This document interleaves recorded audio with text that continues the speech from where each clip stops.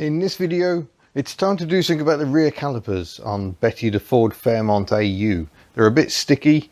I proved it this morning actually. If I stand really hard on the pedal, it takes a while before she actually starts rolling again, even when she's on a slope. So I think it's pistons sticking on seals. So we've got a rebuild kit that has come all the way from Australia. That took a week to arrive.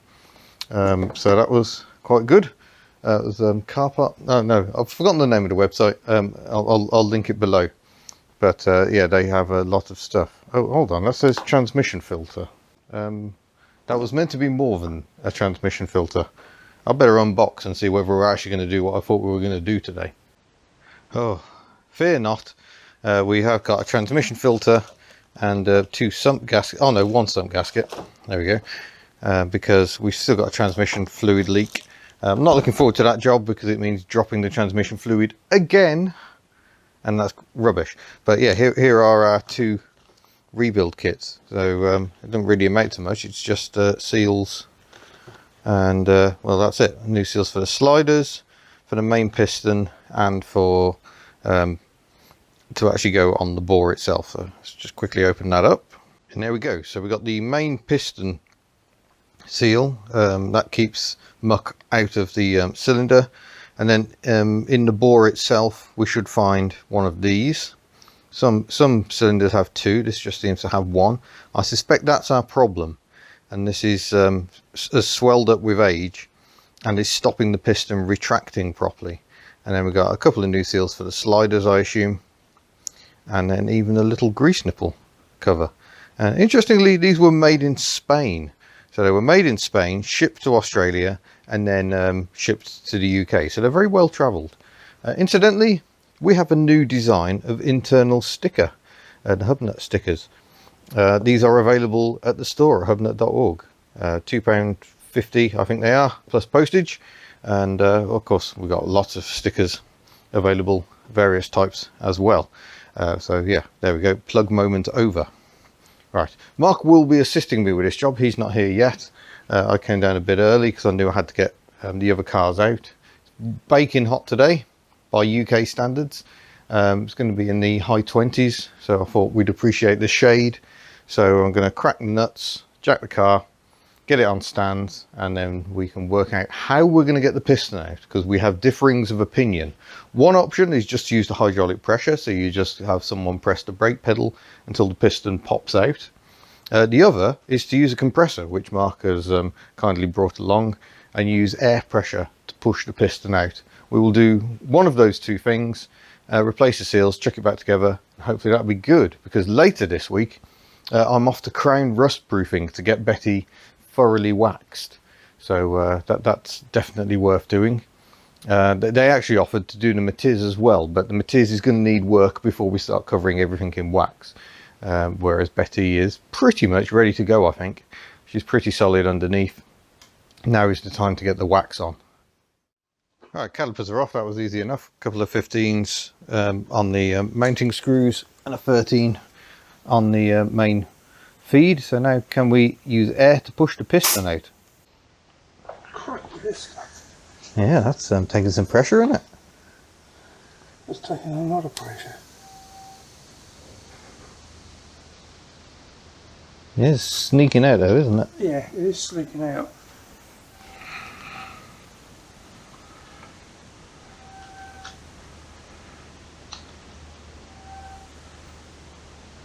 Do the last bit by hand. Let's see how the other one does. So this is the driver's side. This is the one that has typically been worse. Oh, but look at that. That's come flying out. I don't want to go any further. Yeah.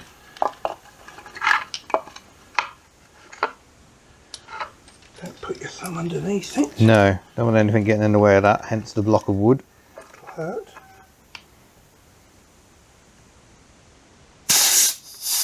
There we go.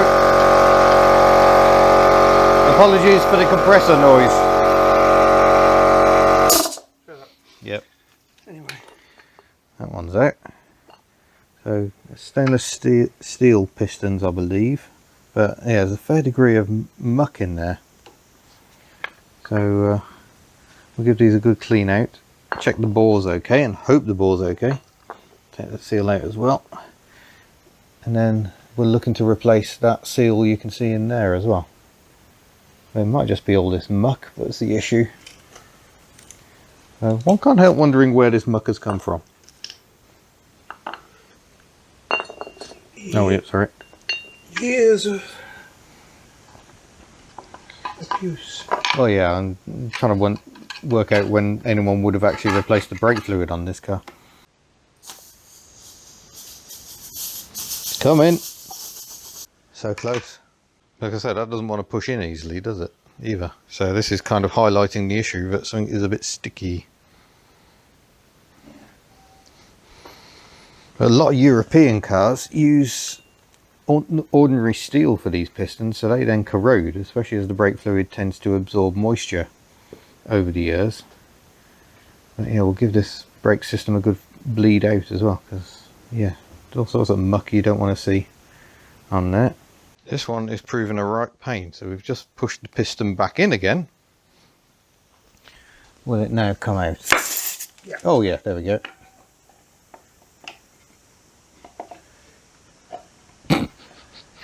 Now we chopped our piece of wood.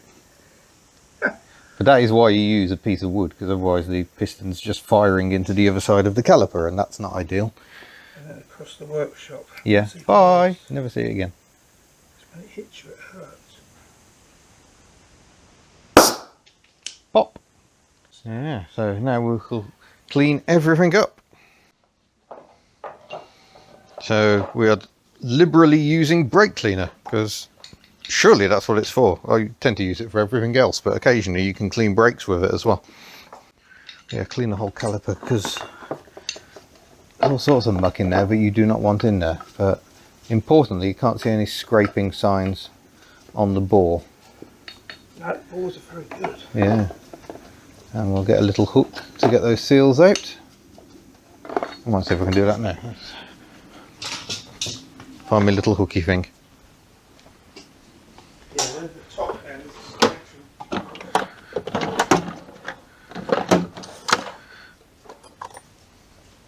This might be just a badger. Be a bit careful because you don't want to cause any damage. You just want to get a hook under there and pull the seal out like so. That is one of the things we will be replacing today, but also clearing where it sits, because again, look, you can see the detritus and muck that is in there. So cleaned out the bore, got the new seal fitted on the inside, and now we need to fit the new dust seal we've discovered through a process of trial and error before refitting the piston. So let's try and get that to engage with that inner lip, and I think that's just popped in very nicely. No, that can't be in, surely. No, it feels it. Just check it's in all the way around. Now we can lubricate. Don't pour brake fluid over the socket here. There's a thin smear of brake fluid around the piston, so it's not going in bone dry. Hopefully we can encourage that in. There's got to be a knack to this, surely. You're not seeing any of this, I'm doing it all off camera. That's really clever. It's one of those jobs that you think is going to be really easy, and then somehow isn't. I think I've just got mine, but we'll find out in a minute if it actually pushes in. Yeah, it will. You've got to say, going very square. There we go. I found the sweet spot.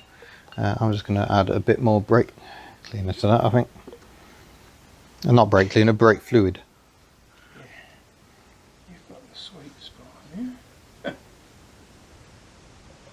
That's definitely going in.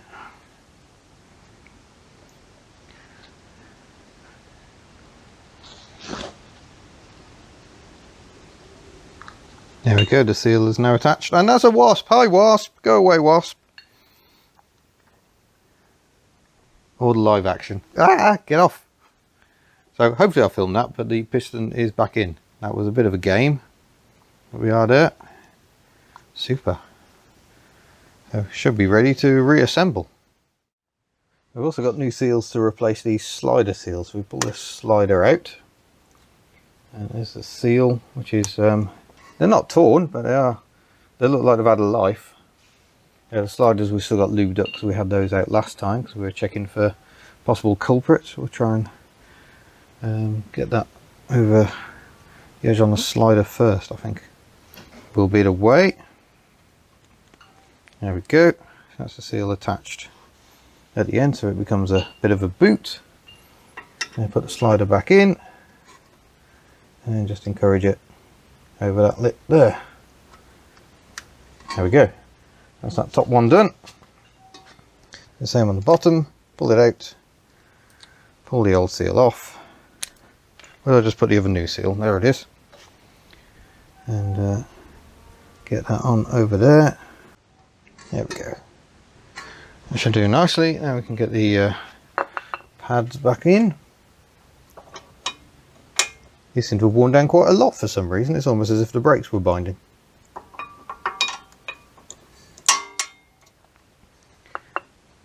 Back on the caliper.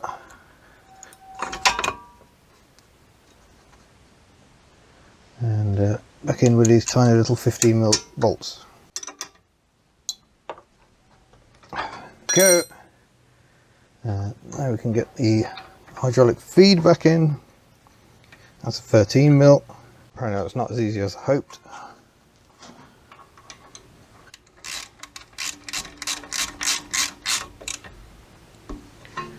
Off with the pliers. And in theory that's done. We'll just get the other side done and back on, and then we can use hydraulics to actually get the caliper to fit the pads. One thing we forgot to do last time when we changed the discs was show you whether the run out had gone away.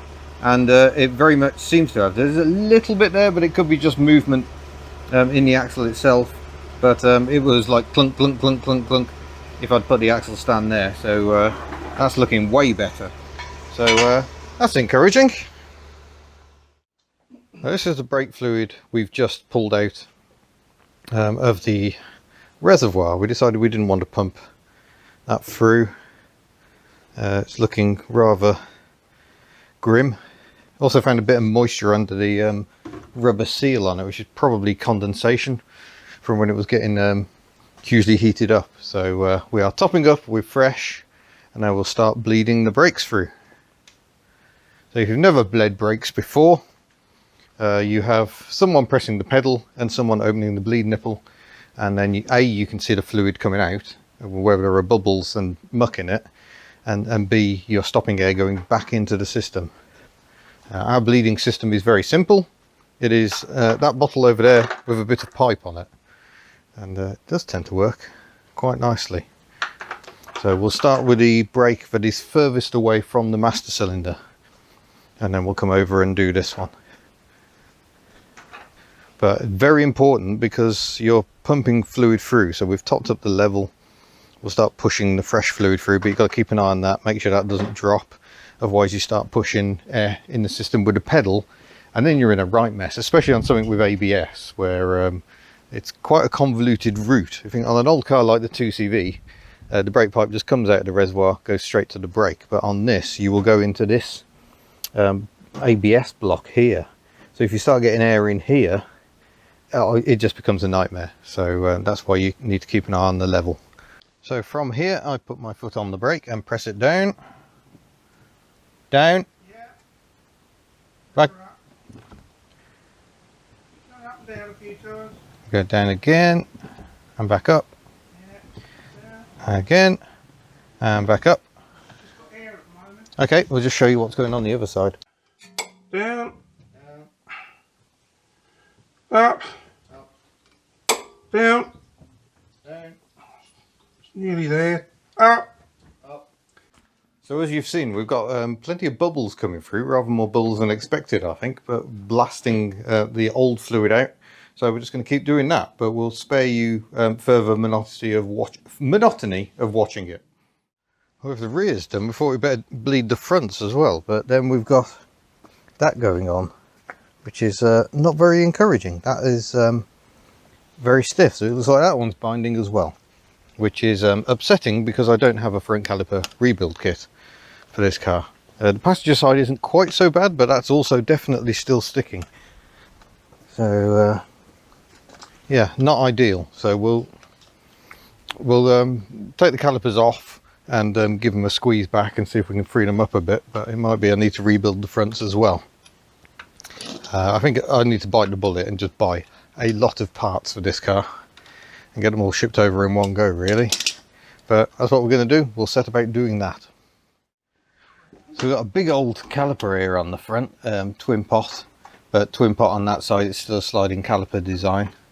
I have been leaning on the brakes pretty hard while we've been bleeding them, so I wonder if I've just pressed them harder than they're used to, because I haven't noticed any temperature build up at the front as we've been driving along. So we'll just pop the calipers off. Is that they 15s again? No, they're 12s. Oh yeah, they're quite a bit smaller. Also, check out this for a complete lack of convenience. Look where the bleed nipple is. Right there, pointed right at the strut. So you can't even get a bleed tube on. That's a marvellous bit of design there. Piston material. Fronts are apparently phenolic, which is like a composite plastic. We haven't got a rebuild kit. My friend Andrew recommends just taking them out completely and replacing them with steel ones. But I'm kind of reluctant to do that because steel just degrades so quickly here. But if I get my squeezes, I'll just put you back in the mount a moment.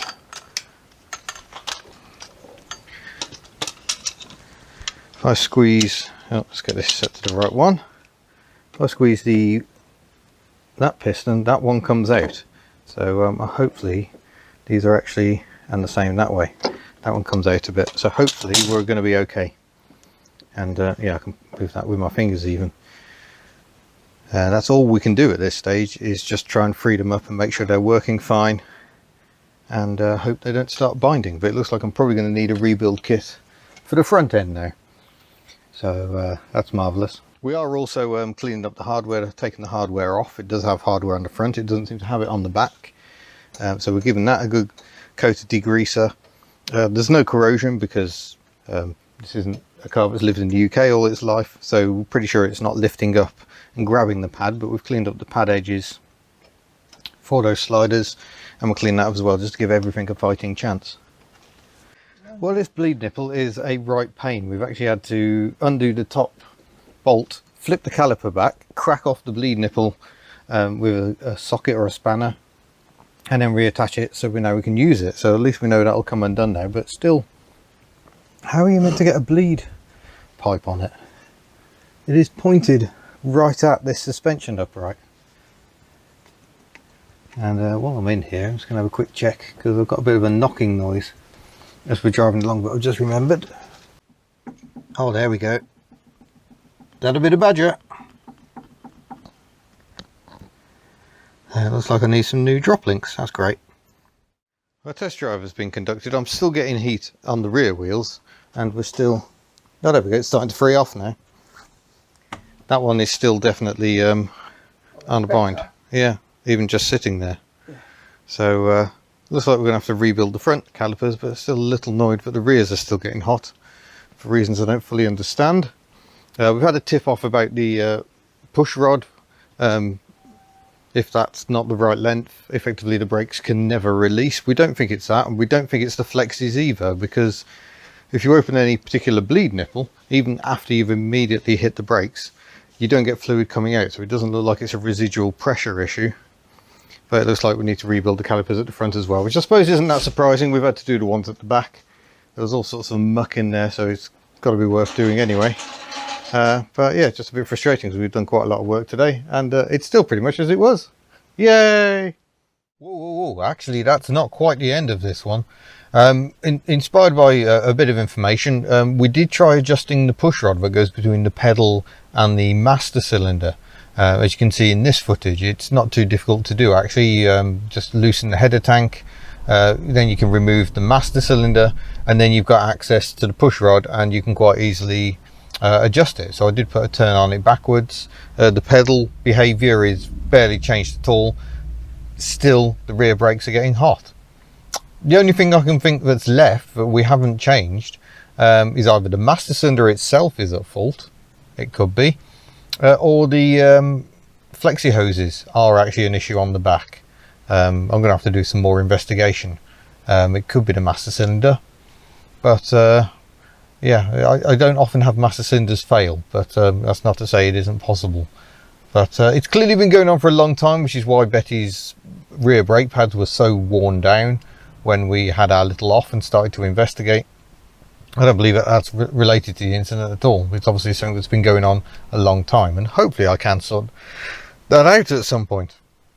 But yeah, a bit frustrating, but there we go. Sometimes cars are like that. You spend a couple of days trying to battle an issue and don't fix it. But hey, hopefully it's been educational for you and interesting, and I look forward to seeing you in a future video where hopefully we'll have a little more success. Farewell.